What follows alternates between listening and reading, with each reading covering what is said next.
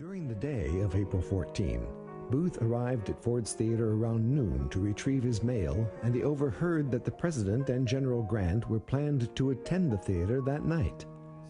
Secure in his knowledge, he solidified plans and gathered co-conspirators who were charged to assassinate Vice President Johnson and Secretary William H. Seward that same night. The plan was clear. Booth would shoot Lincoln with his single-shot Derringer, then stab General Grant with a knife. General Grant, unbeknownst to anyone, had to turn down the invitation to attend the theater with the Lincolns. And Lincoln's main bodyguard, Ward Hill Lamon, had been sent out of town on an assignment in Virginia. And it was Lamon, upon leaving for Richmond the night of the 13th, who implored Lincoln not to attend the theater. Lincoln insisted that it would do a world of good for the public to see him out and about. And so it was. President and Mrs. Lincoln left to attend the play, accompanied by Major Henry Rathbone and his fiancée.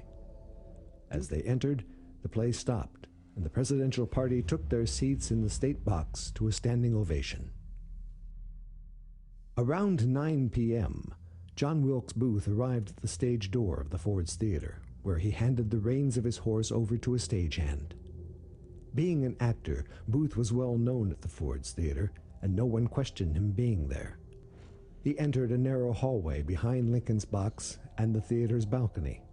The box was supposed to be guarded by a policeman named John Parker. During the intermission, Parker went to a nearby tavern with Lincoln's footman and coachman. Booth entered, barricaded the door, and waited for his cue. Just past 10 p.m., Mrs. Lincoln whispered to her husband, who was holding her hand, "What will Miss Harris think of my hanging on to you so?" The president replied, "She won't think anything about it." And those were the last words ever spoken by Abraham Lincoln. It was 10:15 p.m.